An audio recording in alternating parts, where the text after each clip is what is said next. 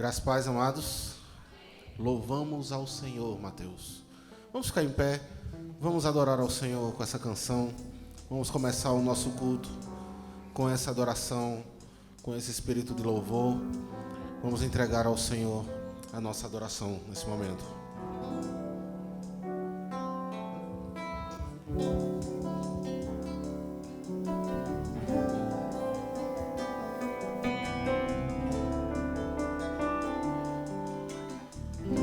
Louvamos ao Senhor, louvamos ao Senhor,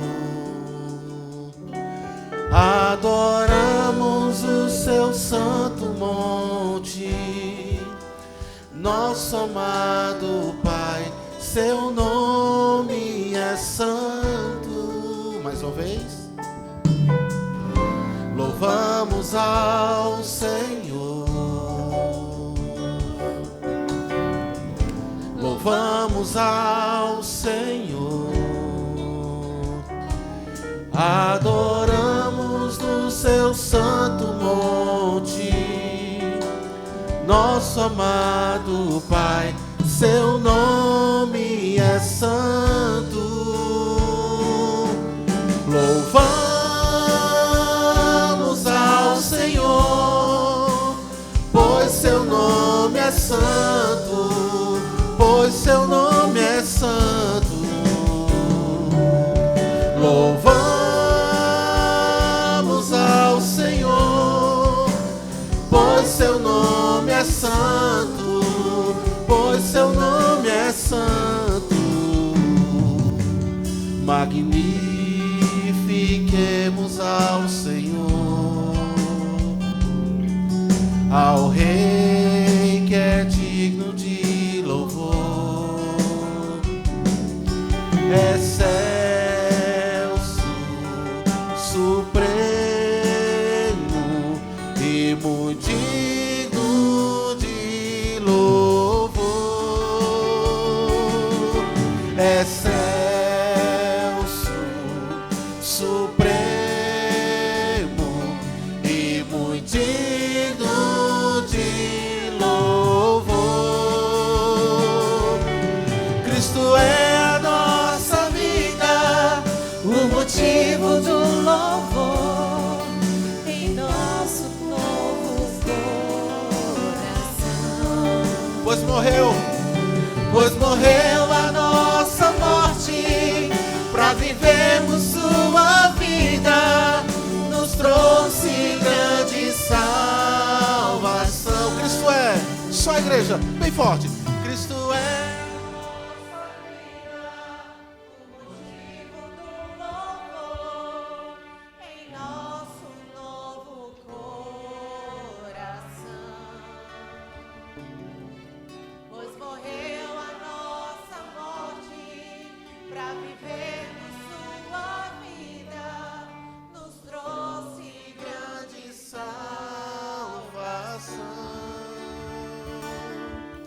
Hosana, Hosana, Hosana, o nosso Rei. Hosana, Hosana, Hosana, o nosso Rei. Amém. Glória a Deus. Graça e paz, irmãos. Amém. Podeis sentar, sim. Como cantamos agora esse louvor, nós estamos nessa noite reunidos na presença desse Deus maravilhoso. É um Deus vivo e que merece um louvor vivo, de um coração vivo, de uma igreja viva. E o objetivo de estarmos nessa noite, nesse lugar, é justamente para isso, para essa finalidade, adorar o nosso Deus. Amém. Esse Deus que nos criou, diz a sua palavra, Ele nos criou para o louvor da sua glória. Somos a primícia da sua criação. E se você saiu de casa para vir a esse lugar com o coração aberto, com o coração de adoração, certamente será uma noite de alegria espiritual, porque a manifestação de Deus, ela está presente, porque pelo Espírito Santo que em nós habita, Ele se faz presente conosco. Então a Deus toda honra, toda glória e toda adoração. Nós vamos orar. Eu gostaria que todos orássemos. Temos motivos suficientes para isso.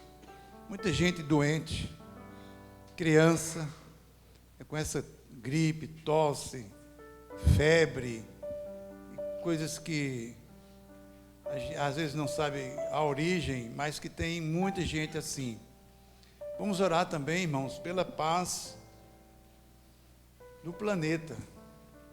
Talvez a gente não esteja acompanhando o que está acontecendo no Oriente. O Irã atacou Israel ontem e, com certeza, queremos crer que isso seja profético. E algumas nações já se levantaram, Estados Unidos disse que vai defender Israel, e outras nações já se levantaram, e é um momento muito tenso, não é uma coisa simples não. Para que nós tenhamos uma ideia, o Irã, ele lançou ontem 100 drones, que saem numa velocidade, parece-me que 2.000 quilômetros para chegar. Observe um instrumento desse voar esse espaço todinho para chegar naquele local e soltar bombas que vai destruir vidas, pessoas inocentes, etc. Mas Israel tem, na verdade, uma defesa muito eficiente. E aquela nação é uma nação de Deus. Ninguém pode tocar em Israel. E com certeza, irmãos, com certeza, o Senhor vai continuar ali com a sua mão estendida. E vamos pedir a bênção do Senhor, principalmente para aquelas pessoas inocentes que estão sofrendo nesta hora. Então, curva a sua cabeça, eleva o seu pensamento ao Senhor. Também temos motivos de gratidão a Deus, gratidão por tantas coisas que o Senhor nos dá diariamente, como ouvimos hoje pela manhã, numa exposição bíblica maravilhosa, que devemos adorar a Deus pelo que Ele é, em absoluto pelo que Ele é, não simplesmente pelo que Deus faz e fez e continuará a fazer, mas pelo que Ele é o único Deus poderoso, o Senhor dos senhores. Bendito Deus, eterno e poderoso Pai, Deus de Israel, de Abraão, de Isaac, de Jacó, o Deus da igreja militante, o nosso Deus. Ao teu nome, toda honra, glória, louvor. Tu és digno da nossa adoração. Dependemos do Senhor todos os dias da nossa existência. Abençoa, Pai, nossas famílias.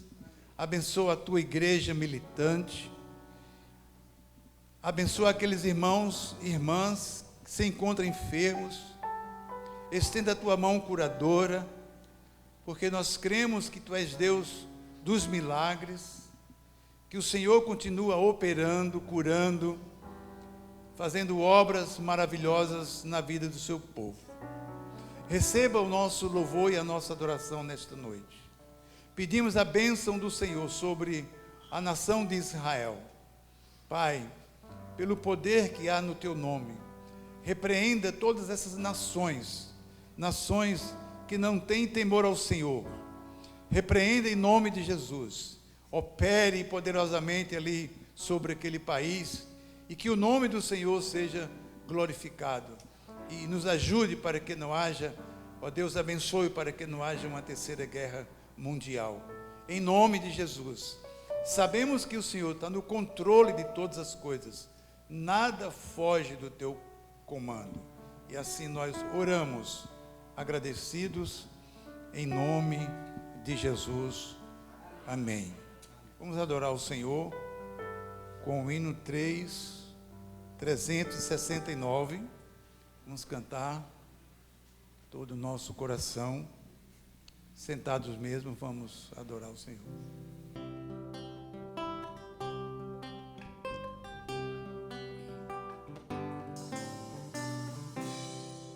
Quero um Salvador comigo, sem Jesus não posso andar.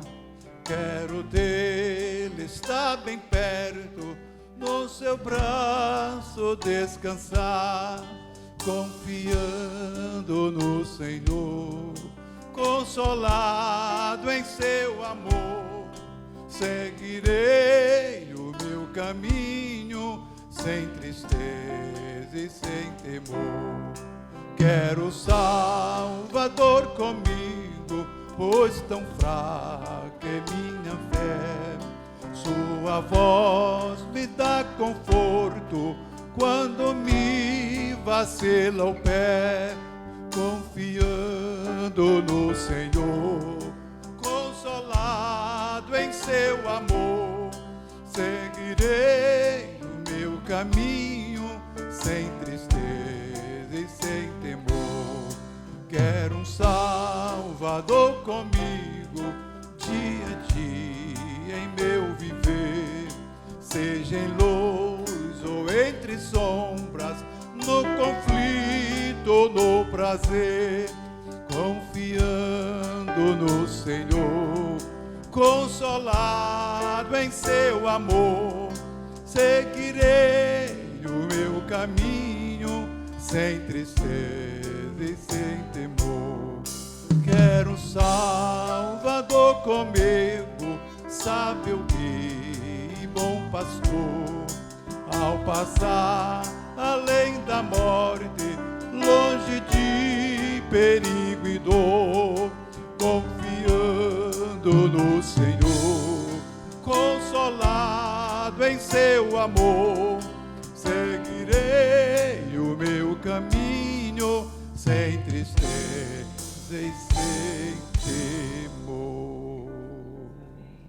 A igreja diz: amém. Louvado seja o seu santo nome. Vamos a uma leitura bíblica.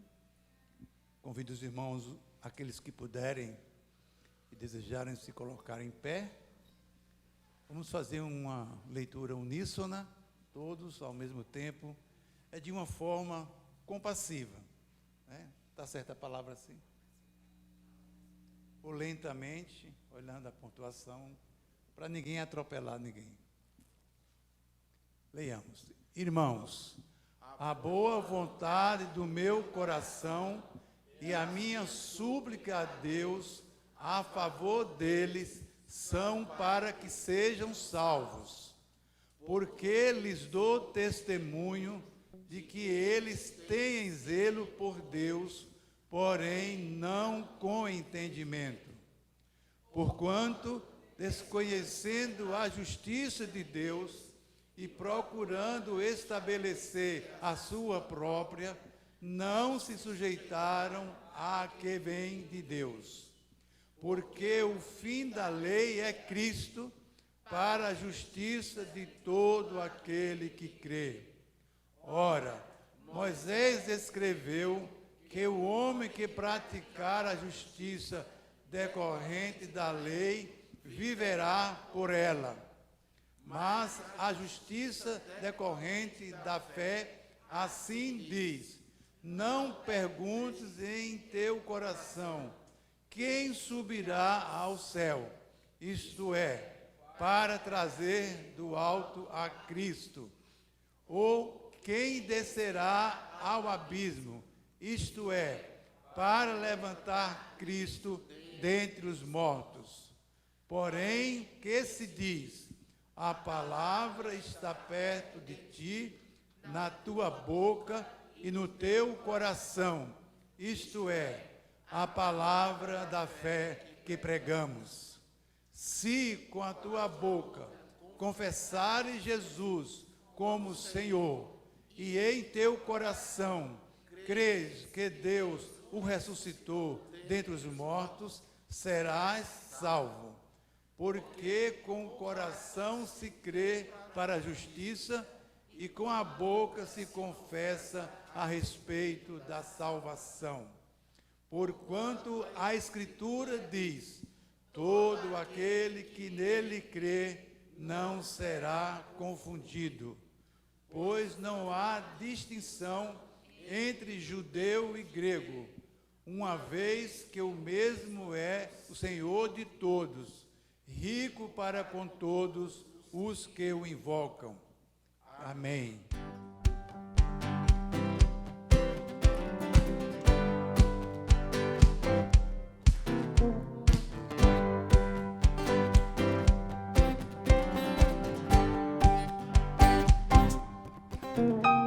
Aquele que sonda o meu interior,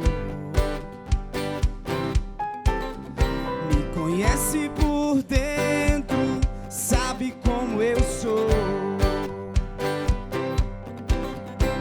Conhece os meus intentos, e em tudo me faz viver. Eu ouço o som da sua voz, ele me faz.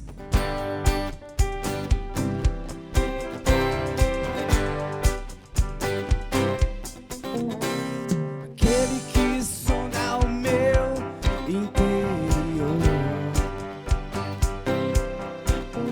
me conhece por dentro, tudo aquilo que eu sou. E nem o seu próprio filho poupou em meu favor. Eu não quero mais sair do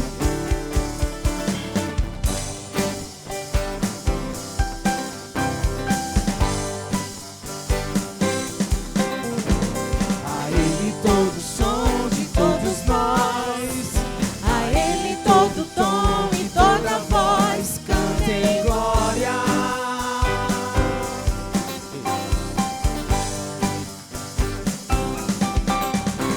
A Ele todo som de todos nós, A Ele todo tom e toda voz cantem glória.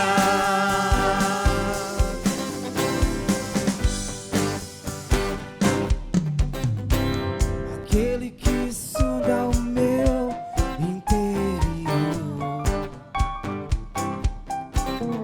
me conhece por dentro,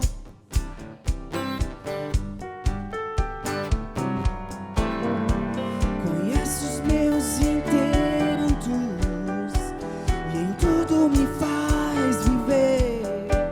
Eu ouço o som da sua voz, Ele me faz.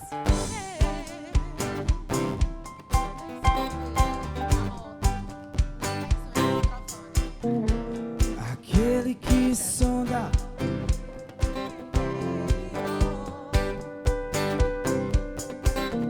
Me conhece por dentro,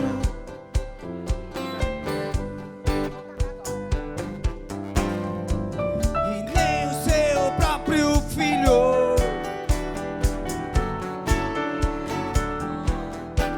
eu não quero mais sair desse universo de amor.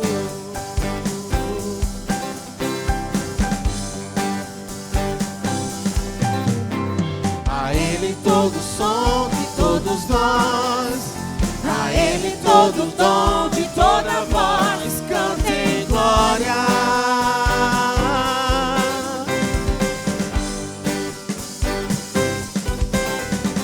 A Ele todo o som de todos nós, a Ele todo o dom de toda voz, cantem glória. Só a igreja, bem forte, vamos ficar em pé? Vamos ficar em pé. A igreja, bem forte.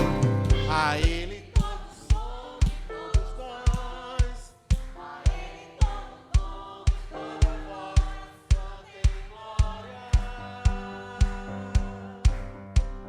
Mais uma vez, pode ser melhor, hein? Pode ser melhor, mais forte. A Ele todo som de todos nós, mais forte. A Ele todo dom e toda voz, cantem glória.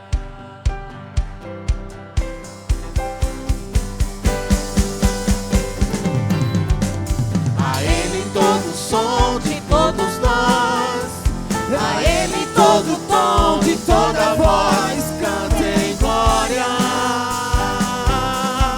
cantem glória,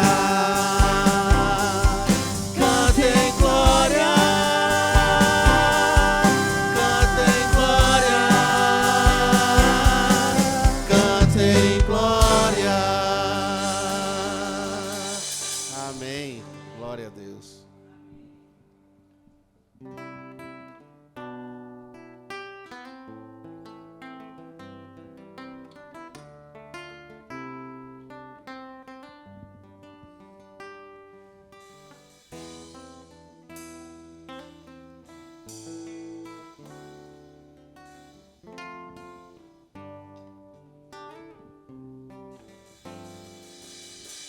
Tua palavra escondi,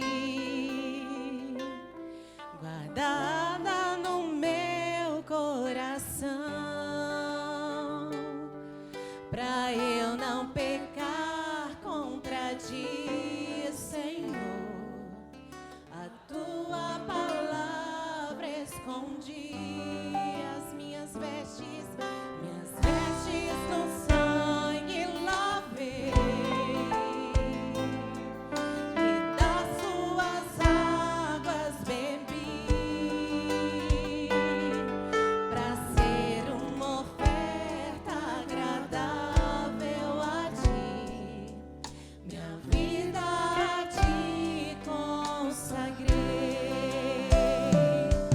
Meus dons e talentos são pra te servir, meus dons preciosos são teus.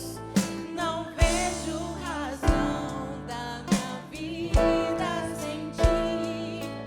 Tu és meu Senhor e meu Deus.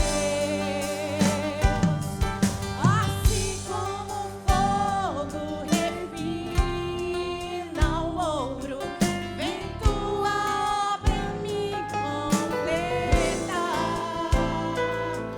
até que o mundo possa ver tua glória em meu rosto brilhar.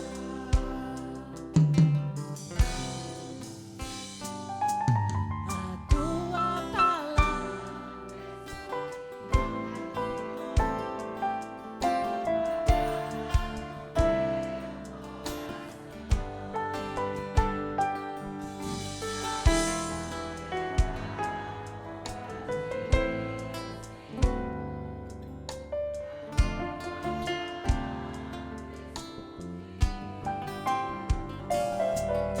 minhas vestes no sangue lavei, e das tuas águas bebi, pra ser uma oferta agradável a ti, minha vida a ti consagrei. Meus dons e talentos são pra te servir, meus dons preciosos são teus. Não vejo razão da minha vida sem ti. Tu és e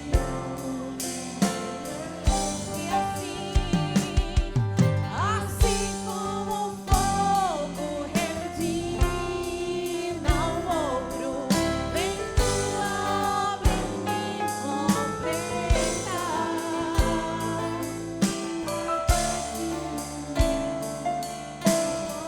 possa ver tua glória em meu rosto brilhar. Até que o mundo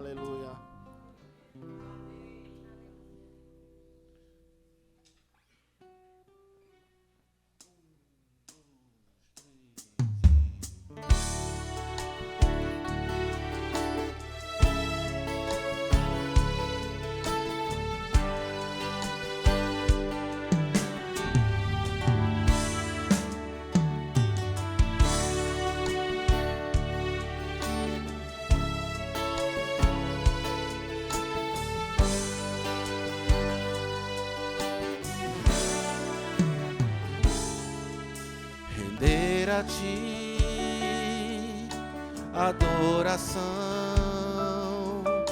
e derramar meu ser. É o que meu coração deseja toda manhã.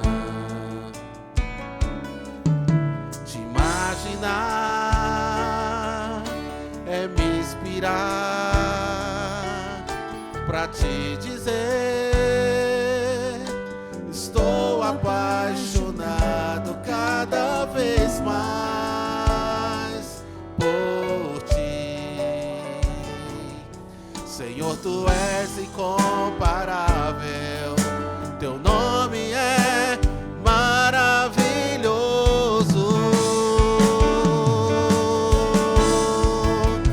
Leva-me além,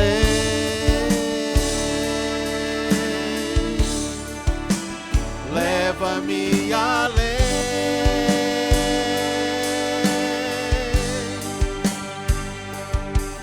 a um nível mais profundo de intimidade contigo, ó Senhor. Leva-me além,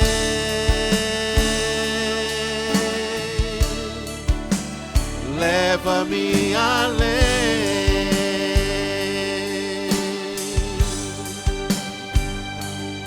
que a minha vida flua mais com a tua unção, mais o teu poder.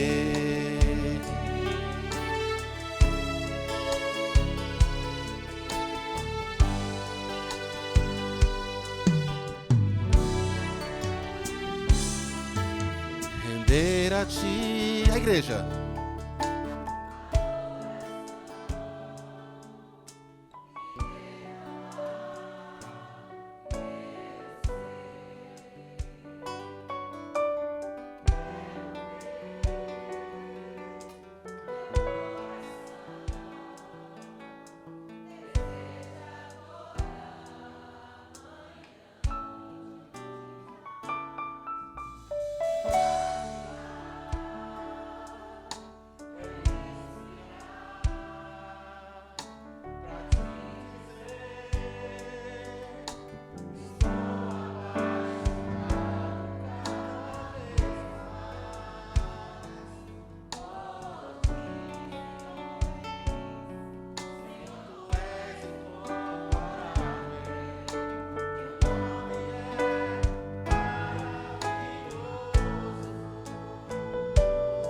Bem forte.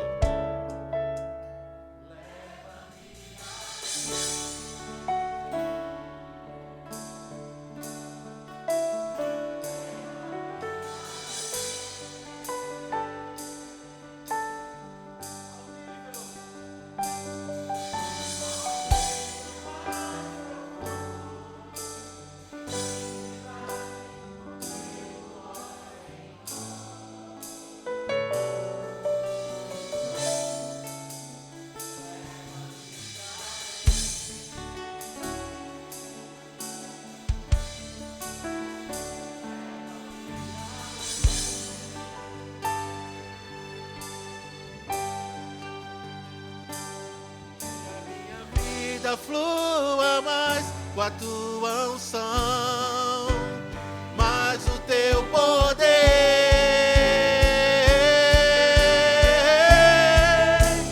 Leva-me além,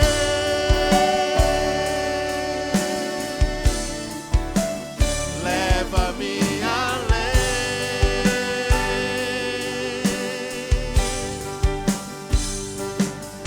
a um nível mais profundo de intimidade contigo, ó Senhor.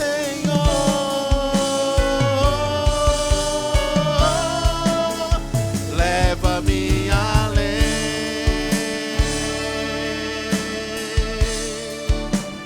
leva-me além, que a minha vida, só a igreja, que a minha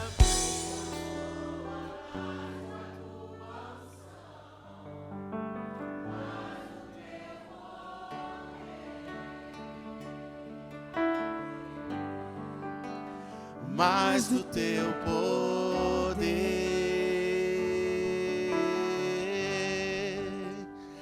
mais do teu poder. Você pode aplaudir o nome do Senhor? É para Ele. Glória a Deus. Aleluia. Que o Senhor possa nos encher cada dia mais da sua unção. Em nome de Jesus. A igreja pode sentar.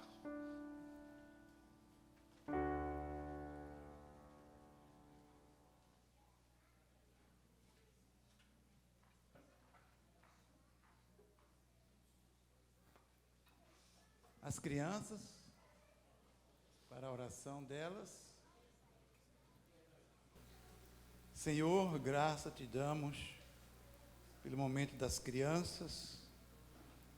Abençoamos esse momento. Pedimos a unção do Senhor sobre as professoras, nas ministrações. Oramos para que todas essas crianças, quando crescerem, tiverem sua razão, todas tenham um encontro pessoal com o Senhor Jesus. Faça delas instrumentos em tuas mãos para a glória e louvor do teu nome. Abençoa as professoras, essas amadas irmãs que carinhosamente cuidam desse ministério. Abençoa a todas pelo poder do nome do Senhor Jesus. Amém e amém. Pastor Edilson, com a palavra, que Deus o abençoe ricamente. Boa noite, meus irmãos. Que a graça e a paz do Senhor Jesus esteja conosco. Amém. Estou muito feliz de estar com os irmãos novamente aqui.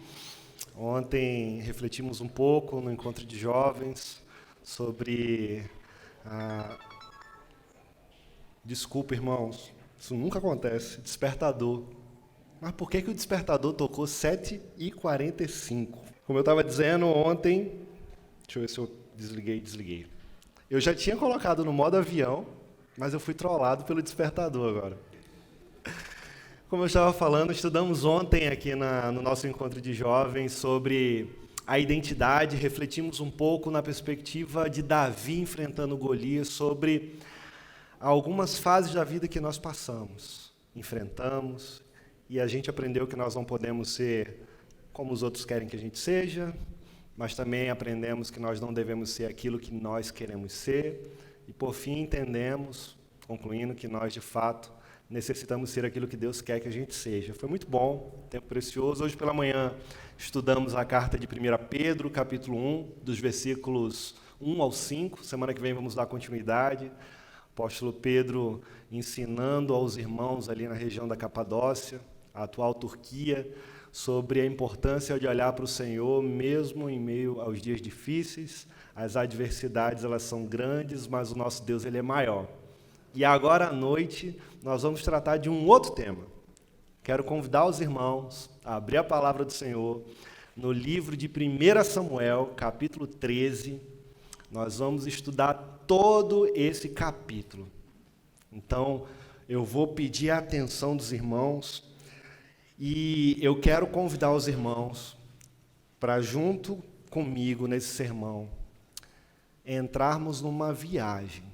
A gente vai colocar o nosso cinto de segurança, nós vamos prestar atenção em tudo que nós iremos desfrutar e observar nessa estrada, que é o capítulo 13. Tem muita informação, prometo e vou fazer de tudo para não ser prolixo, mas eu vou precisar da atenção de vocês de início ao fim, porque como são muitos versículos, para a gente ganhar tempo, sermos objetivos e assim o Senhor falar poderosamente aos nossos corações.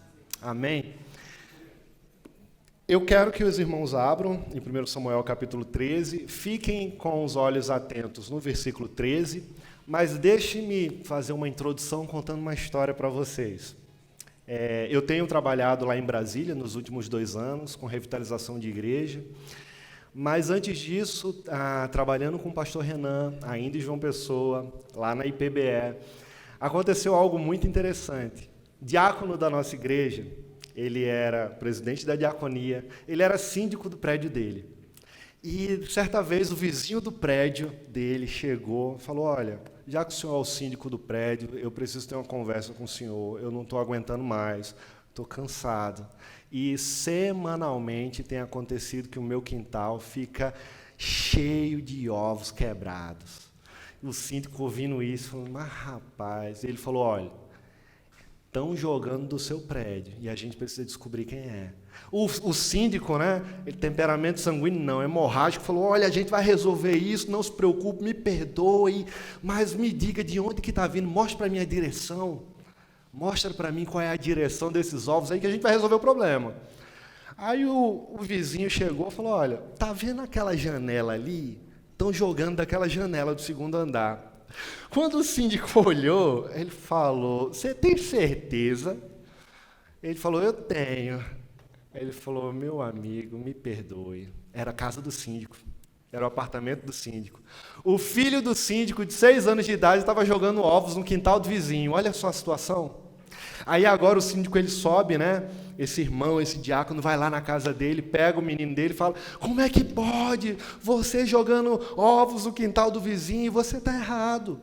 Aí o menino começou a chorar e falou, você vai comigo lá agora? Ele, não, pai, eu não vou. Ele falou, você vai. Não, pai, não faz isso. Bora. E arrasta o menino chorando, e ele vai com o menino e falou, olha, me perdoa, era meu filho que estava jogando.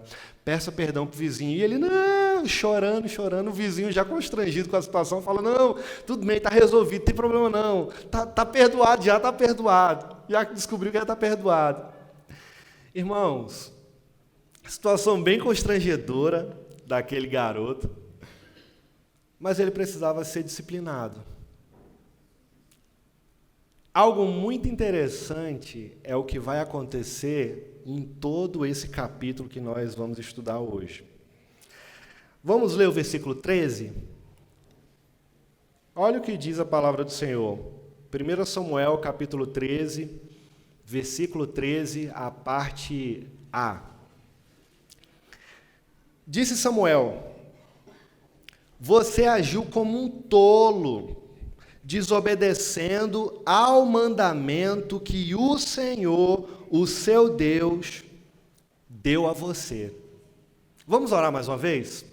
Pai, eu quero te pedir, Senhor, que Tu venha por graça e misericórdia falar aos nossos corações. Nesse momento, Pai, eu te peço que Tu venha por graça me usar.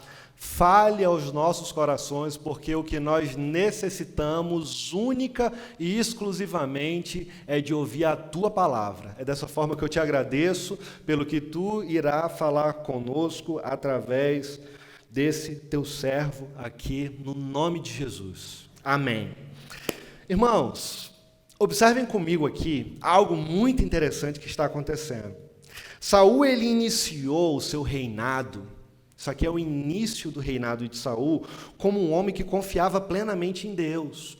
Mas depois que o primeiro sucesso militar reforçou a sua popularidade, todas as pessoas começaram a ouvir quem era Saul, ele passou a confiar na sua própria sabedoria. E ele começou a dar menos importância à vontade de Deus, e até mesmo ouvir a voz do Senhor. E aí, enquanto Saul ele se preparava para conduzir os soldados na batalha, é o contexto desse capítulo aqui, né? Para conduzir os soldados contra o poderoso exército dos filisteus, a confiança de Davi, já estou adiantando, a confiança de Saul será testada e provada. Será que ele será aprovado? No capítulo 12, se você puder ler em casa depois, você vai perceber que nós somos chamados para o arrependimento. Mas aqui nesse capítulo 13, nós vamos descobrir o que acontece quando a gente não se arrepende.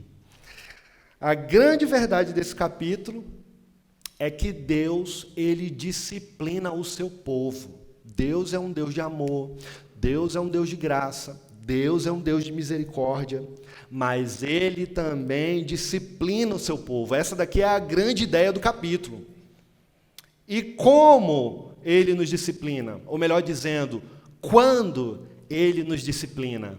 Nós percebemos aqui, dos versículos 1 ao 7, para iniciar, que o Senhor disciplina os seus filhos quando eles são orgulhosos. Ou melhor dizendo, o Senhor pode nos disciplinar quando nós formos orgulhosos, né? O orgulho, irmãos, ele reflete o nosso coração. O orgulho, ele reflete, na verdade, como está o trono do nosso coração. O orgulho reflete quem está governando o trono do nosso coração. E aí o versículo 1 mostra para nós algo muito interessante. Olha lá, vamos juntos comigo agora. Saul tinha 30 anos de idade quando começou a reinar sobre Israel. 42 anos. O manuscrito hebraico antigo aqui, também conhecido como massorético, na sua tradução raiz, né, argumenta que Saul está apenas no início do seu reinado. Ele está no 2º ano. Só tem 2 anos de ministério. Está tudo muito novo e recente. Isso aqui não parece ter importância nenhuma, né, irmãos? Se você olhar para uma perspectiva qualquer. Mas, na verdade, tem. Saul está apenas no 2º ano de seu reinado, mas a partir daqui nós começamos a perceber o início da queda, o princípio do fim, o começo da ruína. E esse capítulo aqui vai revelar para nós a rejeição de Deus sobre Saul. Observe o versículo 2. Saul escolheu 3.000 homens de Israel, 2.000 ficaram com eles em Miquimais e nos montes de Betel, e 1.000 ficaram com Jonatas, em Gibeá de Benjamim. O restante dos homens ele mandou de volta para as suas tendas. Quantos eram esse restante, irmãos?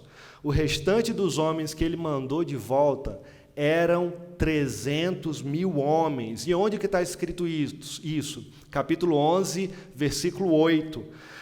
300.000 homens voltaram para as suas tendas, e Saul ficou somente com 3.000 soldados.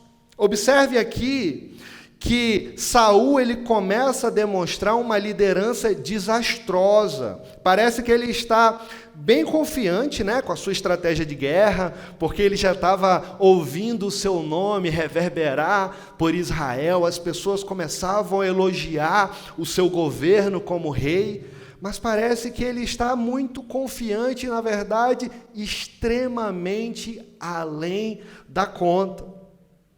Só que a confiança de Saul é completamente imatura, irmãos. Observe o versículo 3. Jonatas atacou os destacamentos dos filisteus em Gibeá, e os filisteus foram informados disso. Observe aqui, Jonatas ele era um bom soldado de guerra, filho de Saul. Com 1.000 soldados ele venceu uma tropa militar inteira que estava ali perto.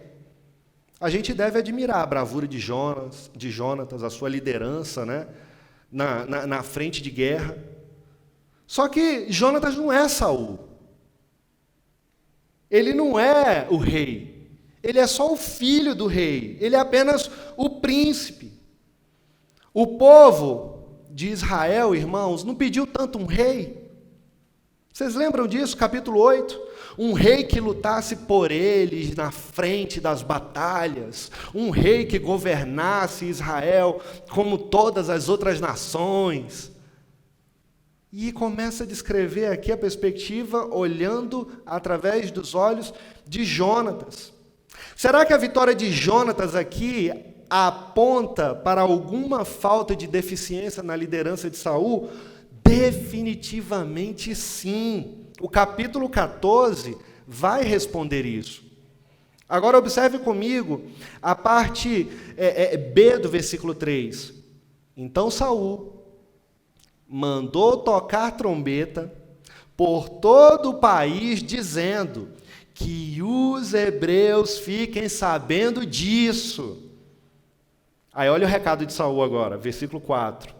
E todo Israel ouviu a notícia de que Saul tinha atacado o destacamento dos filisteus, atraindo o ódio dos filisteus sobre Israel. Então os homens foram convocados para se unirem a Saul em Gilgal. Irmãos, o que a gente começa a perceber aqui? Saul, ele faz um comunicado no Instagram, nos seus stories, para todo mundo ver o que está acontecendo. Mas a verdade é que uma grande fake news começa a nascer na Globo de Israel, e todo mundo agora assistindo televisão começa a ver que Saul atacou os filisteus. Para vocês verem que desde aquela época a mídia já era tendenciosa, já era mentirosa. A imprensa de Israel está dando créditos a Saul, mas todo mundo em Israel sabia quem autorizava os comunicados de imprensa. Era quem? Era o rei. Ele controlava, manipulava e simplesmente trazia para si todos os louros e os méritos. Veja a ira dos filisteus agora no versículo 5. Os filisteus reuniram-se para lutar contra Israel com 3.000 carros de guerra. Os manuscritos originais do hebraico vão dizer, irmãos, com uma clareza maior, que eram cerca de 30.000. Mas ok. 6.000 condutores de carros e tantos soldados quanto a areia da praia, ou seja, é gente demais. Eles foram a Miquimás, a leste de Bet-Aven, e lá acamparam. Observe isso aqui comigo. O que parece é que Saul não tem noção do perigo que está diante dele. Não tem noção. Os soldados, irmãos, percebem isso, mas Saul não está conseguindo perceber nada, porque o seu coração está totalmente desorientado pela sua vaidade. Veja o versículo 6. Quando os soldados de Israel viram que a situação era difícil e que o seu exército estava sendo muito pressionado, esconderam-se em cavernas e buracos, entre as rochas e em poços e cisternas. Versículo 7. Alguns hebreus até atravessaram o Jordão para chegar à terra de Gade e de Gileade. Saul ficou em Gilgal. E os soldados que estavam com ele, estavam como? Tremiam de medo. E por que eles estavam tremendo de medo, irmãos? Por que eles estavam se escondendo em buracos, em cavernas? Porque esses soldados estavam sendo liderados por Saul. Quem está na guerra, quem come cuscuz junto, quem está comendo 1 quilo de sal todo dia, sabe como é o outro. Percebe quando a liderança é fraca, percebe quando a liderança não está sendo submissa ao Senhor. Então, se você está na frente de batalha, meu amigo, é só a pele que está em risco. Skin the game. Então, o camarada, os soldados estavam desesperados, porque sabia, meu amigo, a gente vai morrer. Saul, no verso 2, irmãos, ele ficou em Miquimás. E Jonatas ficou em Gibeá de Benjamim. Já aqui no verso 5, os filisteus foram para onde? Miquimás, onde Saul estava. O que a gente observa aqui? Estão indo na direção de Saul. O orgulho, irmãos, ele precede a queda. Os filisteus souberam da notícia que Saul tinha tocado Israel, tocou a trombeta, olha o que o rei fez. Ah, é o rei que fez? Então vamos na direção do rei? Os filisteus sabiam. Então, já que ele ganhou a vitória, né, ao invés de Jonatas, os filisteus foram na direção dele. O medo é tanto que os soldados não querem nem ficar com Saul. Parte A do versículo 7, diz que alguns hebreus atravessaram o Jordão para chegar à terra de Gileade. Ficar aqui, fico nada, eu vou me embora. Prefiro nadar porque talvez eu possa morrer afogado, mas se eu ficar aqui é certeza de morrer.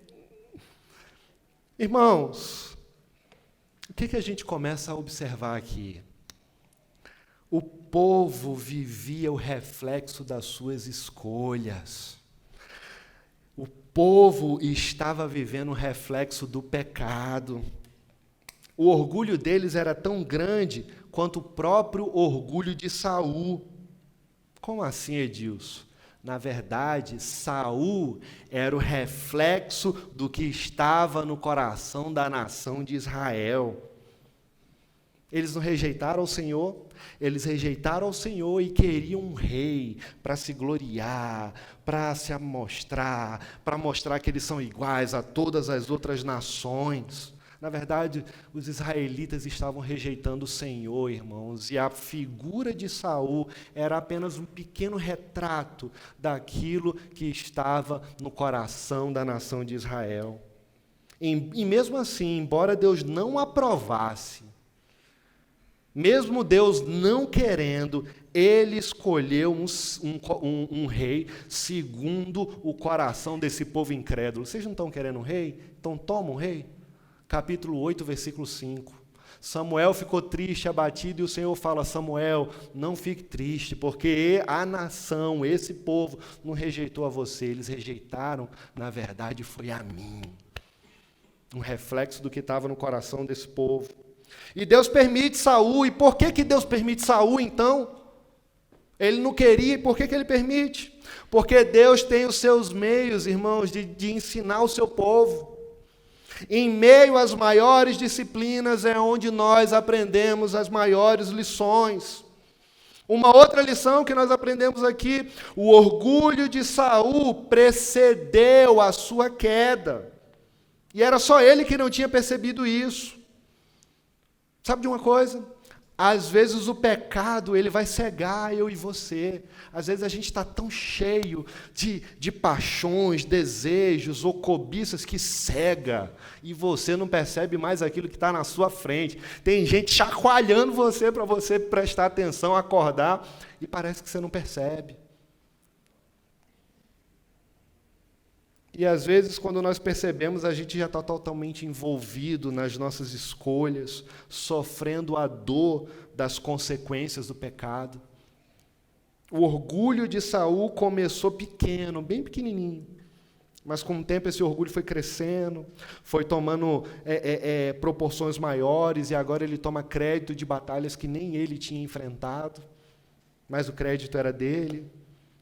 E ele começa a revelar de fato como está o seu coração.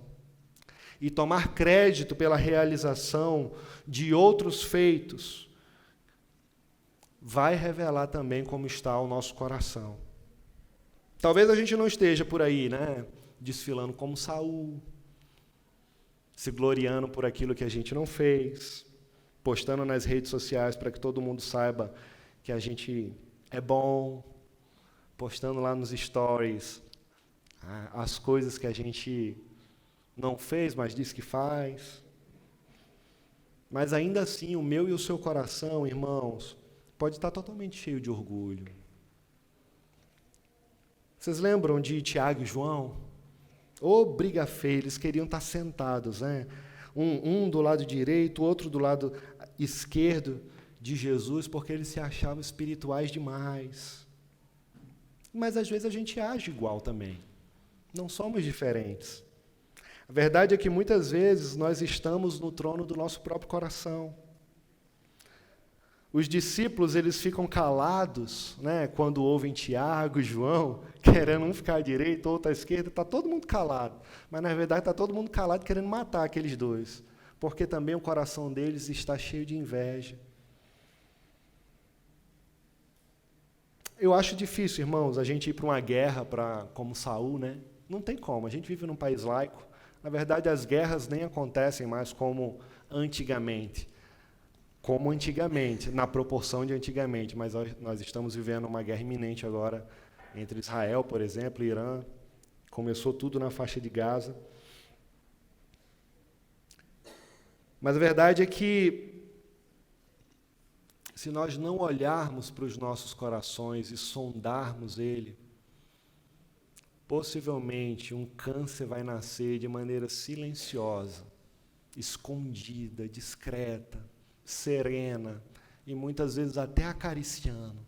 E quando menos esperarmos, a gente pode estar vivendo uma metástase num estado terminal, onde só a misericórdia do Senhor para poder transformar e curar, porque o orgulho ele vai preceder a queda. Antes de alguém cair, tenha certeza que o orgulho irá se levantar. O exército filisteu está vindo, né? Tão numeroso quanto os grãos de areia da praia. Saul ele está começando a perceber a disciplina do Senhor, ele está começando a perceber a disciplina do Senhor, ele percebe que está começando a fazer coisas erradas. Quer dizer, já estava fazendo há muito tempo, mas ele está começando a perceber. E nessa segunda divisão, nós vamos ver que Deus vai ensinar para nós que somos disciplinados quando nós o desobedecemos. Dos versículos 8 ao 15, nós iremos perceber isso. Nós percebemos, de fato, quando somos forçados pelas circunstâncias. Você percebe quando é encurralado, às vezes quando o caldo engrossa, como a gente fala aqui no Nordeste. Onde é que nós estamos depositando a nossa confiança, irmãos? A gente deposita em Deus a nossa confiança ou a gente deposita nos homens? Onde estamos colocando a nossa confiança? O texto vai mostrar para nós, no versículo 8, né?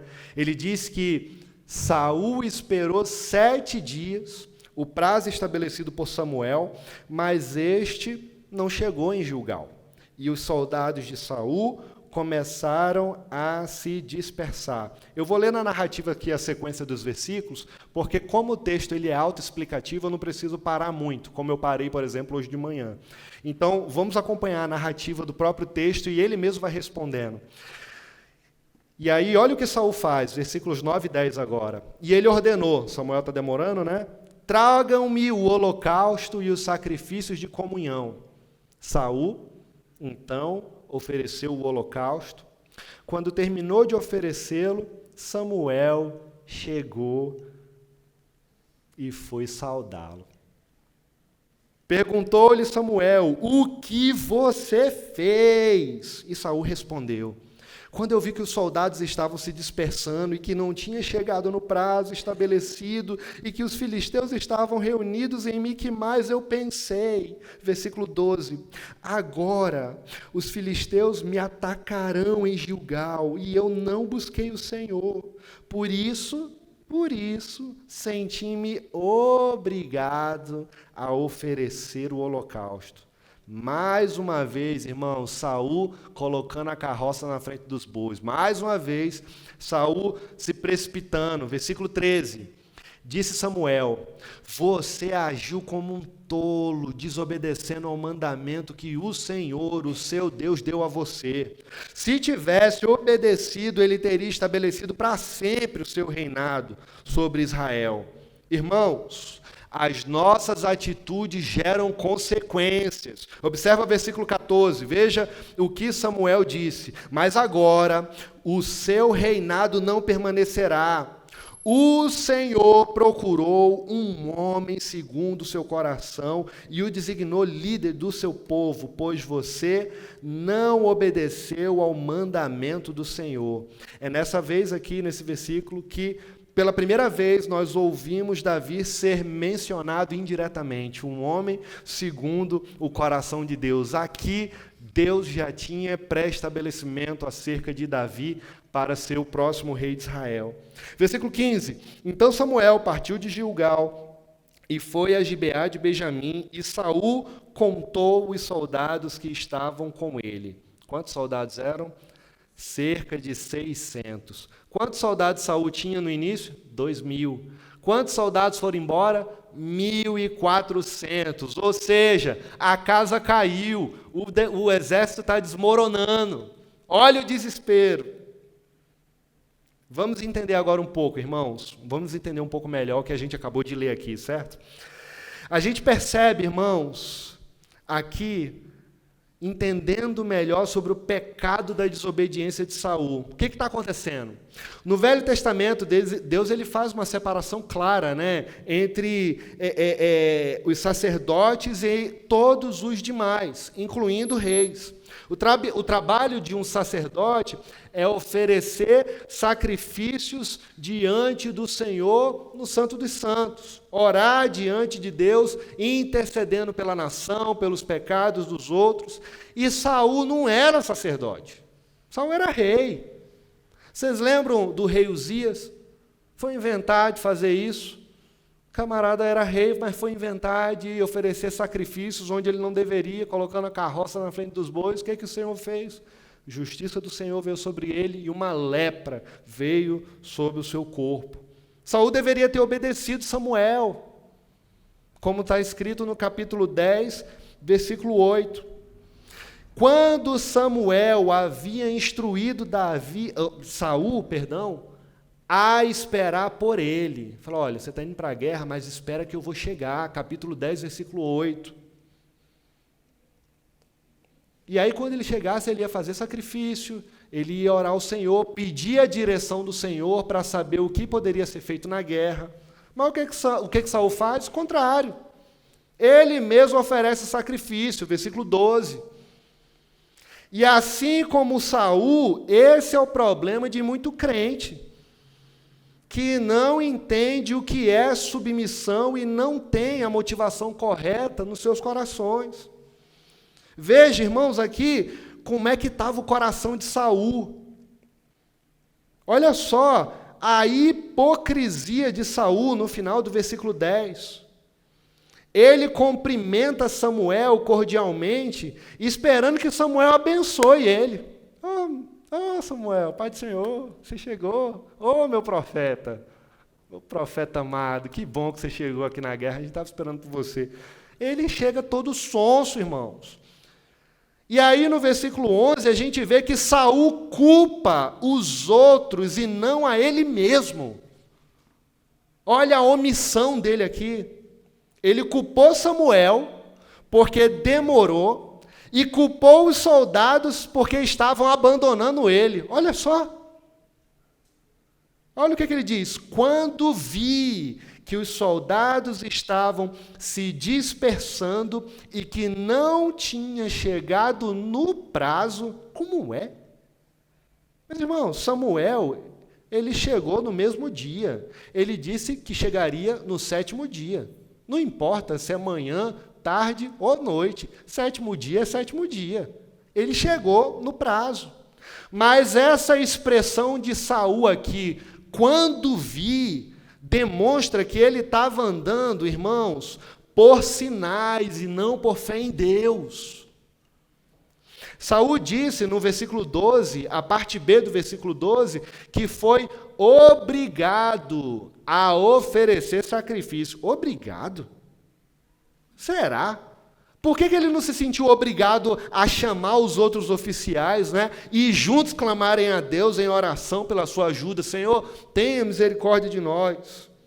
Saul, ele fez de Deus, na verdade, de um amuleto, irmãos, de sorte. Ele estava usando o Senhor como bengala, para que ele pudesse ter êxito naquela guerra. Ele não queria obedecer a Deus, não estava querendo obedecer a Deus. Na verdade, ele queria apenas usar Deus. A atitude de Saul, irmãos, foi totalmente diferente da atitude de Samuel lá no capítulo 7. A atitude de Samuel era outra, ele não tinha exército, ele não tinha armas, mas ele obedecia ao Senhor. Ele estava oferecendo sacrifícios ao Senhor, quando no calor da guerra a temperatura sobe, a guerra se torna mais violenta, mas ele não para de adorar ao Senhor. Tem até uma certa correlação um pouco com o que nós estudamos hoje de manhã, a importância de buscarmos ao Senhor em meio às adversidades. O profeta Samuel está fazendo a mesma coisa. Samuel, ele só obedeceu e continuou o sacrifício. O que é isso, irmãos? Isso se chama dependência de Deus.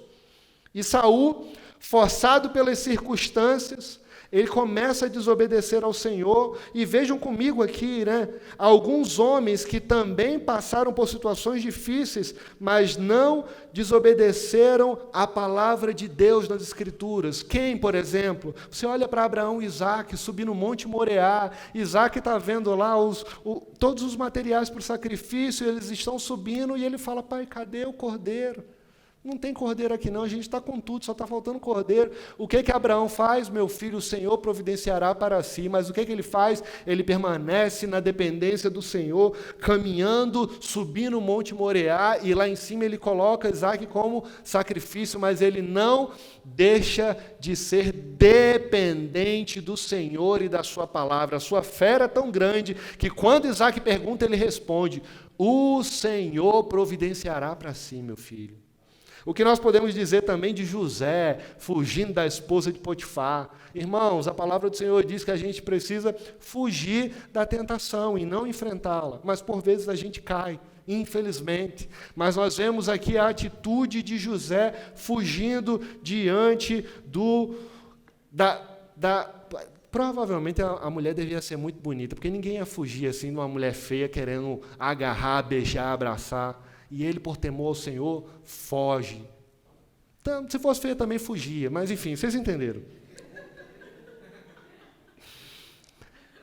Agora, olhe para Jesus no Getsêmani, irmãos. Só de imaginar os pregos, as dores, o que ele iria enfrentar, a cólera da ira de Deus, naquela grande punição no Gólgota. Só de imaginar isso dói. Só de imaginar o sofrimento do Senhor, irmãos, não temos como dimensionar o sofrimento dele. Mas uma dor maior ainda estava por vir, o pecado da humanidade. E mesmo assim, Jesus diz: Pai, se possível, afaste de mim esse cálice. Mas em extrema situação, Jesus ele permanece obediente. Contudo, seja feita a tua vontade e não a minha vontade. O que a gente aprende aqui, irmãos? O que Deus quer ensinar para nós, que obediência é melhor do que sacrifício. Davi, ele entendeu isso perfeitamente, depois que ele caiu, pecou, adulterando com Betseba, mas o Senhor, por graça e misericórdia, o restaurou, o colocou de pé. Ele escreve no capítulo 51, na verdade em Salmo 51, que os sacrifícios que agradam a Deus é o que? Um espírito quebrantado, um coração quebrantado e contrito, porque isso é o que Deus nunca desprezará. O que nós aprendemos? Obedecer é a melhor opção. Só que às vezes pode parecer que obedecer seja muito difícil diante das lutas que nós enfrentamos. Tem hora que obedecer é difícil. Parece ser difícil. É verdade. Mas sabe de uma coisa, irmão? Só parece. A obediência, na verdade, ela será um reflexo daquilo que está dentro do seu coração.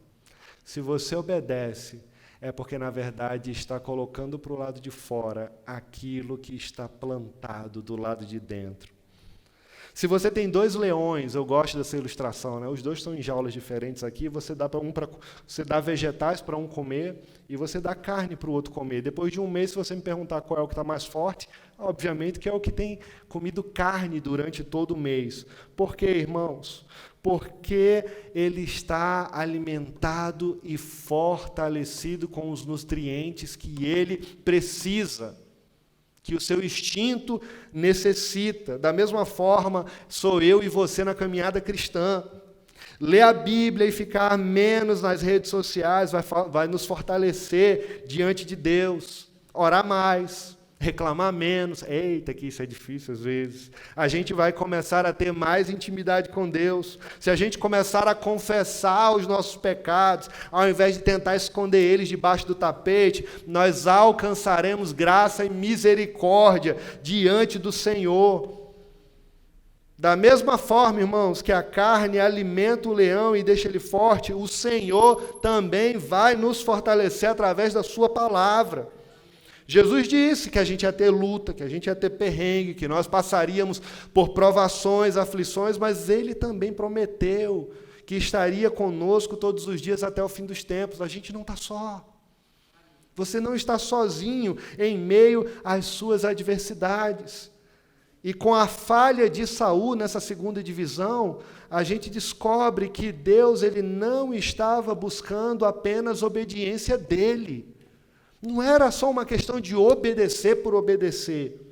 O que Deus estava buscando aqui era um homem que o agradasse antes de qualquer coisa. Esse é o ponto. Sabe uma criança, não sei se vocês já fizeram isso, mas eu, quando era pequeno, às vezes eu ficava, me botava de castigo, fica aqui. Eu falava, eu fico, mas eu estou pulando por dentro. Sabe, revoltadinho. O que Deus ele está buscando, na verdade, não é simplesmente alguém que o agrade, mas alguém que o ame antes de qualquer coisa. Não é diferente nos nossos dias. Deus está buscando, irmãos, na igreja, verdadeiros adoradores que adorem o Pai em espírito e em verdade. E por fim, já chegando no final da nossa mensagem, Deus ele disciplina o seu povo quando eles confiam em homens. Nós não podemos confiar nos homens. O texto aqui, o escritor, ele mostra para nós agora, fazendo um contraste, irmãos, entre quando Deus ele reinava sobre o povo e agora quando Saul está reinando sobre o povo. Olha o que Deus vai mostrar. Isso aqui era eu, minha nação querida de Israel, quando eu governava através dos juízes. Agora, toma aí o que vocês queriam. Ele vai mostrar esse balanço. Observe aqui, versículo 16. Saul e seu filho Jonatas, acompanhados de seus soldados, ficaram em Gibeá de Benjamim, enquanto os filisteus estavam acampados em Micmais. Uma tropa, versículo 17, de ataque saiu do acampamento filisteu em 3 divisões. Uma foi em direção a Ofra, nos arredores de Sual, outra em direção a Bet-Horon, e a terceira em direção à região fronteiriça de onde se avista o vale de Zeboim, diante do deserto. Versículo 19, naquela época não havia nem mesmo um único ferreiro em toda a terra de Israel, pois os filisteus não queriam que os hebreus fizessem espadas e lanças. O que está acontecendo aqui, irmãos? Pobreza, miséria, está parecendo a Venezuela agora.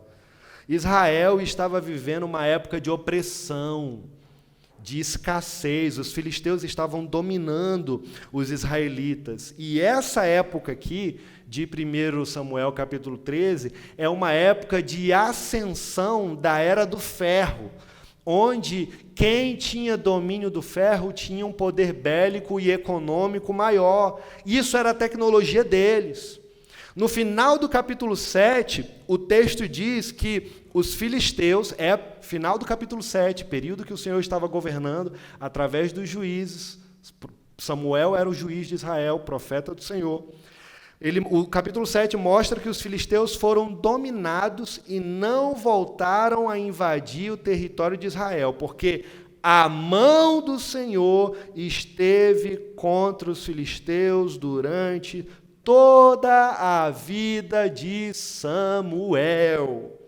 Mas já aqui, aí o negócio já era outro. Aqui era uma tragédia. Olha o versículo 20. Assim, eles tinham que ir aos filisteus para afiar os seus arados, enxadas, machados e foices. Não tinha dinheiro nem para próprias máquinas. Não tinha nem um limozinho para afiar uma faca. O preço para afiar rastelos e enxadas era 8 gramas de prata, ou seja, um dia de trabalho. 8 gramas de prata. E 4 gramas, meio dia de trabalho, meio expediente, de prata para afiar tridentes, machados, pontas de aguilhada. Irmãos, era muito caro. Por isso, versículo 22, no dia da batalha, nenhum soldado de Saul e Jonatas tinha espada ou lança nas mãos, exceto o próprio Saul e seu filho. Agora, observe, irmãos, veja aqui comigo esse último versículo. Ele parece estar desligado do capítulo, mas ele não está. Veja o que o versículo 23 diz. Aconteceu que um destacamento filisteu foi para o desfiladeiro de Miquimais. Você sabe o que isso aqui significa? Não está desconexo, desconectado, desligado, pelo contrário. Totalmente fundamentado nas consequências do pecado, da desobediência, do orgulho, de tudo aquilo que havia no coração de Israel e no coração de Saul. O que significa esse versículo, irmãos? 23. Significa que 120 mil israelitas foram assassinados. Como assim, Edilson? Irmãos, lá no capítulo 11, versículo 8, você vai perceber que o povo de Deus foi contado. E a quantidade era de 330 mil homens. Após essa batalha contra os filisteus, a gente vê no capítulo 15, versículo 4, que Saul conta o povo e restam 210 mil homens. Imagina o sofrimento das famílias agora. Imagina o luto instaurado na nação de Israel. Esposas que ficam viúvas, filhos que ficam órfãos dos seus pais. Vocês têm ideia da quantidade de sofrimento que Israel está passando por desejar um rei segundo o seu próprio coração, igual a todas as outras nações? Olha o peso da violência causando consequências no meio do povo. O pecado, irmãos, ele gera consequências absurdas. O pecado, ele pode também gerar consequências comunitárias e toda uma comunidade padecer violentamente, toda uma igreja adoecer por conta de consequências de escolhas. É isso que a gente vê aqui, a nação de Israel sofrendo na pele agora a dor das lágrimas por consequência de escolhas anteriores. Onde, irmãos, nós estamos depositando as nossas esperanças? O povo pediu um rei como as outras nações, estão vendo o resultado agora. Ao invés de confiar em Deus, o povo confiou em Saul. Saul, por sua vez, ao invés de confiar em Deus, ele confia nele mesmo. Ele é o cara.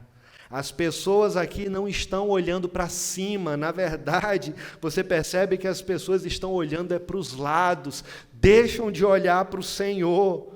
Da mesma forma somos nós, eu e você, muitas vezes também podemos estar depositando as nossas esperanças e deixando de olhar para o Senhor e passando a confiar nos homens. Quando na verdade Deus ele quer que nós permaneçamos diante dele, olhando para ele e não para os problemas ao nosso redor, procurando achar soluções para apaziguar conflitos de maneira horizontal, quando na verdade ele nos quer olhando verticalmente para cima e clamando por ele.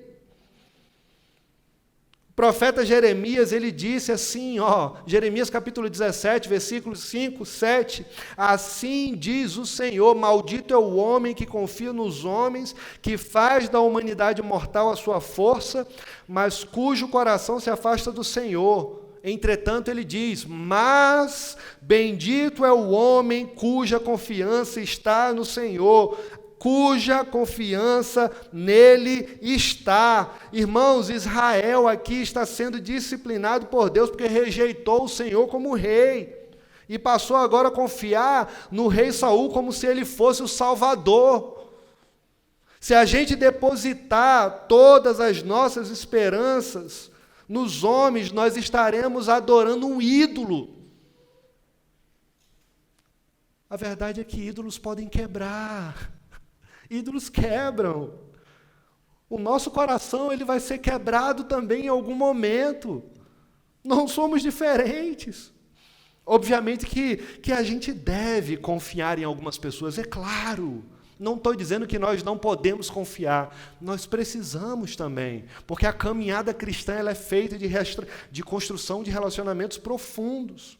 O que não podemos jamais é fazer como o povo de Israel, que é colocar as esperanças em um homem. Nós podemos, por exemplo, confiar nos nossos pais, podemos e devemos confiar no cônjuge, nós devemos confiar nas nossas lideranças se elas estão instauradas, estabelecidas pelo Senhor. Nós devemos confiar nos nossos pastores, se eles andam segundo a vontade do Senhor. Mas não se surpreendam no dia que um deles falhar, porque nós estamos sujeitos a cair. Todo mundo pode tropeçar. Por quê? Porque somos nós, irmãos, falhos e pecadores necessitados da graça do Senhor. Eu e você somos falhos. Vez por outra nós iremos pecar, isso é fato. E é por isso que nós não podemos esperar dos outros aquilo que somente Deus pode nos dar. E o que o Senhor pode nos dar? Segurança. É só o Senhor que pode nos dar segurança. Por isso que precisamos olhar para Ele.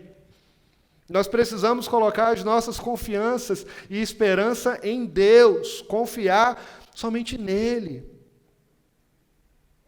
Eu não posso ter uma expectativa num relacionamento, no namorado, na namorada. Não posso, irmãos, quem é casado não pode colocar a expectativa total, alta, superior no marido ou na esposa, nos políticos que a gente elege. Como eu já disse antes, vocês lembram que o próprio texto mostra para nós, né, quando o profeta Samuel repreende Saul, ele fala: o Senhor escolheu um homem segundo o seu coração. Introduz aqui indiretamente Davi. Davi ele aparece nesse texto pela primeira vez, ele é mencionado como homem segundo o seu coração, mas sabe de uma coisa? Davi também pecou. Davi, ele foi um bom rei, mas ele morreu. Todos vão morrer. Uma hora o paletó de madeira vai nos visitar. Todos iremos morrer. Nós não precisamos, irmãos, chegando ao final da reflexão, de um rei aqui na terra, temporário. Nós não precisamos de um presidente de estimação. Nós não precisamos, nós necessitamos de fato de um rei que é eterno, que governa, que lidera as nossas vidas, independente das adversidades, independente das lutas que nós passamos. O livro de Samuel aponta para a vinda daquele que virá. Jesus é descendente de Davi, aponta para aquele que virá, e ele veio. Aponta para o Rei dos Reis, aponta para o Senhor dos Senhores, aponta para aquele que viria descendente do trono de Davi, aponta para aquele acerca de quem todos no Velho Testamento prepararam um caminho, apontaram para ele. Um dia ele chegará, um dia o Messias virá, um dia a história será redimida, a história será restaurada. Nós olhamos para ele e confiamos nele. Todo o Velho Testamento aponta para o Rei dos Reis e o Senhor dos Senhores. E em Samuel, o povo rejeitou Deus como rei. No Novo Testamento, esse rei vem, ele vem primeiro como um homem, para revelar o seu reino, um reino que não tem fim. Ele vem para cumprir todas as promessas. Vocês lembram do ladrão na cruz? Senhor, quando entrares no teu reino, lembra-te de mim. Com outras palavras, aquele homem está falando, ladrão, ou ele está falando: Senhor, eu percebo que tu és rei, mas tu não é rei como essas pessoas estão dizendo. Eu percebo que tu és um rei de um reino que não é dessa terra. Lembra-te de mim quando tu entrares lá naquele teu reino. E o que é que Jesus fala para ele? Ladrão, você percebeu de fato que eu não sou o rei daqui, Você percebeu que o meu reino transcende essa terra. E porque você percebeu que eu sou o Rei dos Reis e o Senhor dos Senhores, tu entrarás comigo ainda hoje no paraíso. Ele, irmãos, como diz em Hebreus capítulo 1, versículo 3, Ele que é o resplendor da glória e a expressão exata de seu ser, sustentando tudo que há pela palavra do seu poder.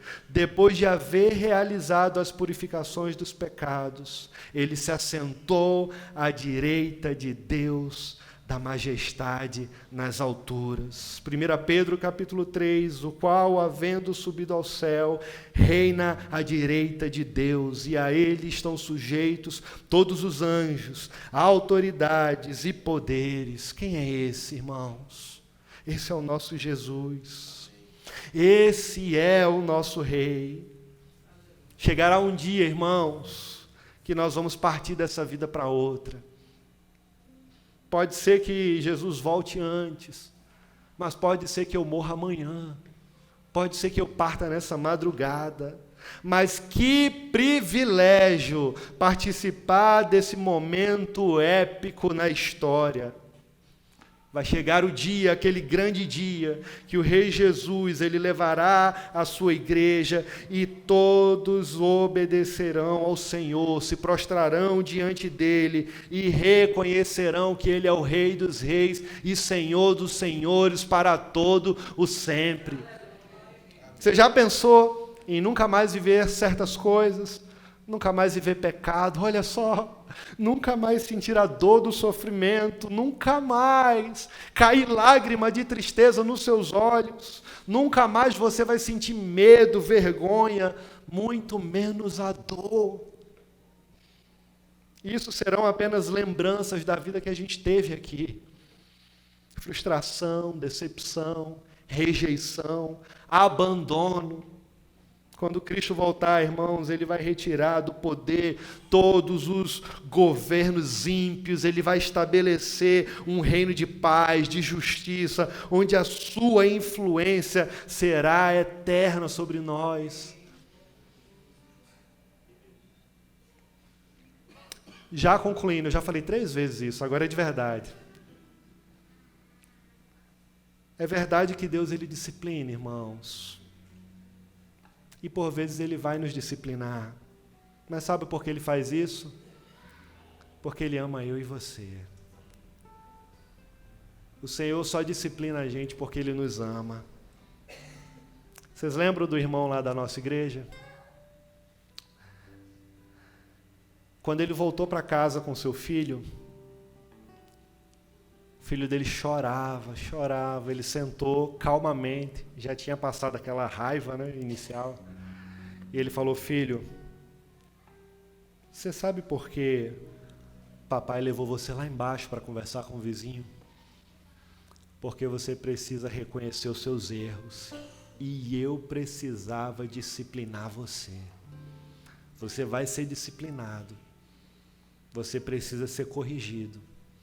Mas nunca se esqueça de uma coisa: independente do que você faça, papai não vai deixar de amar mais ou amar menos você. Eu continuo amando você porque você é meu filho.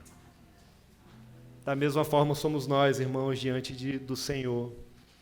É isso que Deus faz conosco. Ele por vezes vai nos corrigir, mas Ele vai fazer isso porque Ele nos ama. Que Deus possa aplicar essa reflexão aos nossos corações e que a gente nunca esqueça que em meio às disciplinas nós nos arrependemos e aprendemos as maiores lições da vida, porque o Senhor disciplina aquele a quem Ele ama. Que Deus aplique essa mensagem aos nossos corações, em nome de Jesus.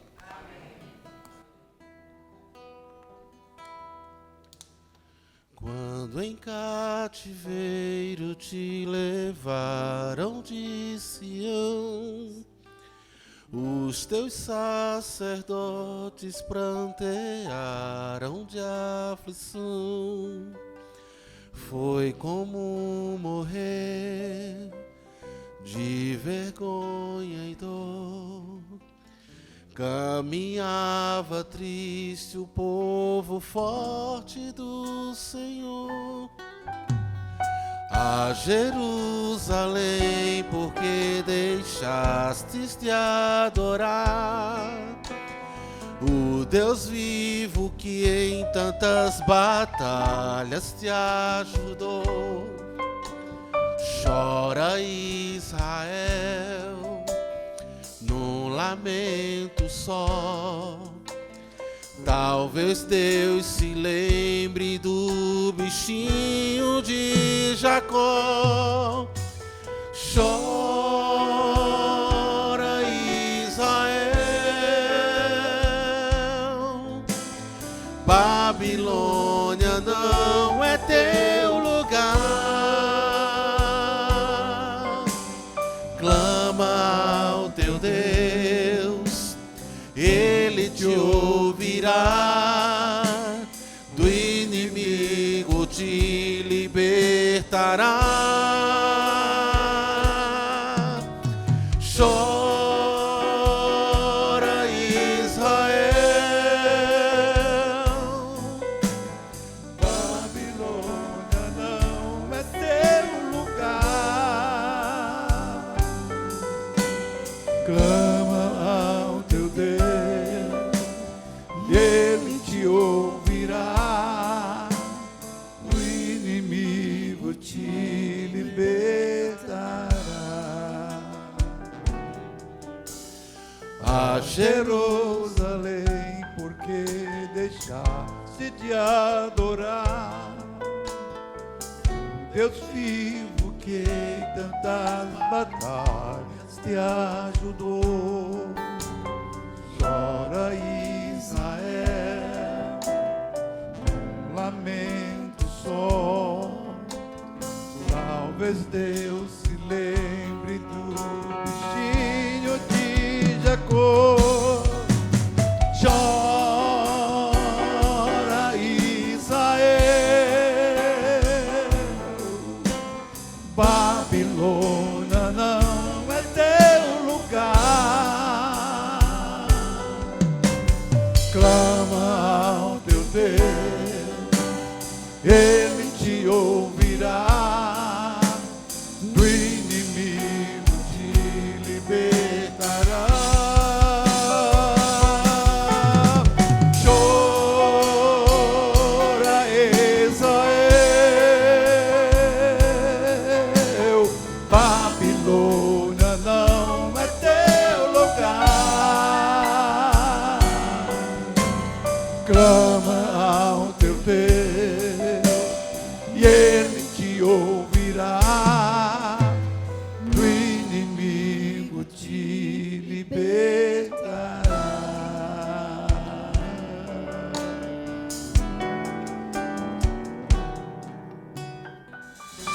Aleluia. E a igreja diz: Amém. louvado seja o nome do Senhor. Nós vamos agora aos avisos da semana. Cadê Tâmara? Vai falar sobre o São João? Tá. Nessa terça-feira nós teremos a nossa assembleia ordinária para os membros. É um culto administrativo. Se você tem tempo, está disponível, então venha participar conosco. Quarta-feira, culto de oração, graças a Deus, tem sido maravilhoso, né? Nós temos tido aqui presentes mais ou menos 40, 50 irmãos orando. E venha participar conosco na quarta-feira. Se você tem disponibilidade, tem muito por que orar, irmãos. Tem muitos motivos para a oração. Então venha se você puder. Quinta-feira pela manhã, às 6 horas da manhã. Eu quero recordar a última quinta-feira aqui. Eu estava sozinho aqui no templo. Mas eu achei muito gratificante. Andei aqui o templo todinho orando, passeando pelas cadeiras, lembrando os irmãos, pedindo a bênção do Senhor sobre a igreja, sobre as nossas famílias, sobre os nossos parentes. Então, pelo fato de eu estar sozinho aqui, não me desestimulou. Eu fiquei muito motivado e até pensei no meu coração que vou vir outros dias. Ficar aqui só, conversando com Deus, falando, pedindo a sua bênção, né? Precisamos diariamente da bênção do nosso Deus.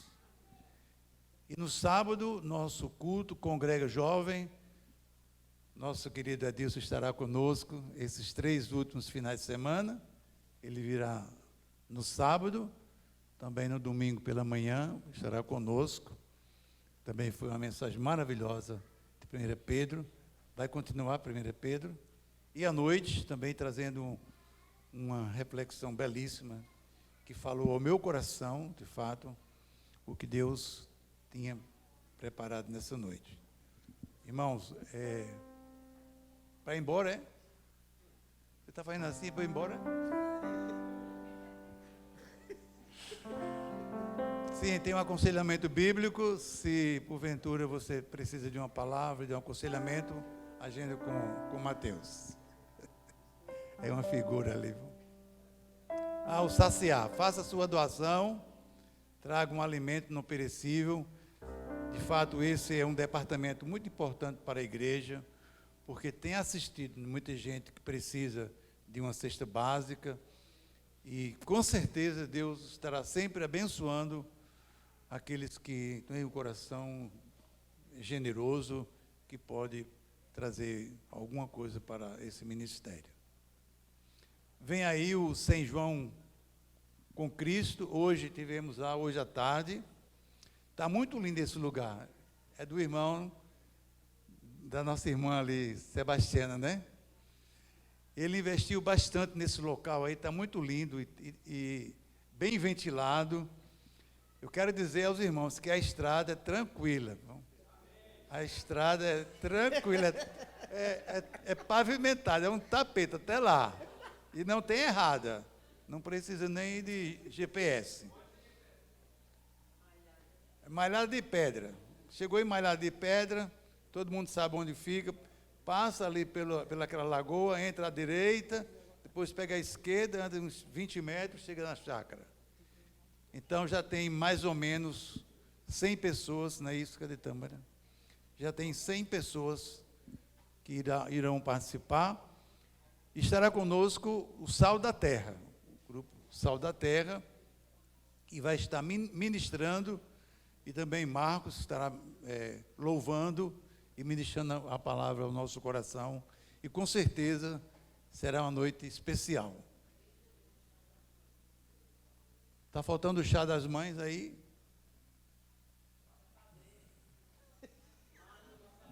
Ela saiu, foi?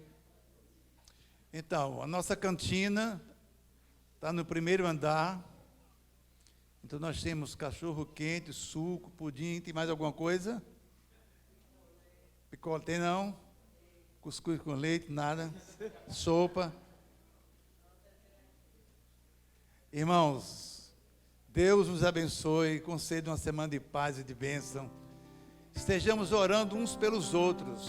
Orem pela liderança da igreja, orem pelo pastor.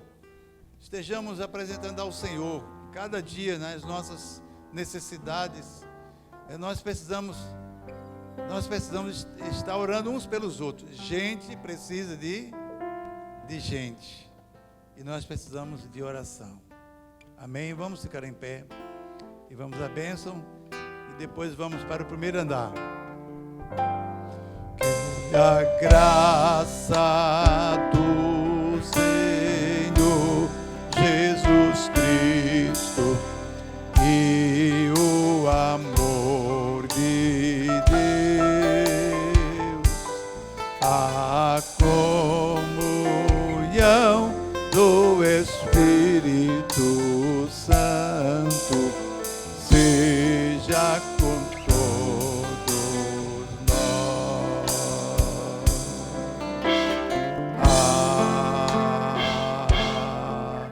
Amém. Cumprimente o seu irmão à direita e à esquerda.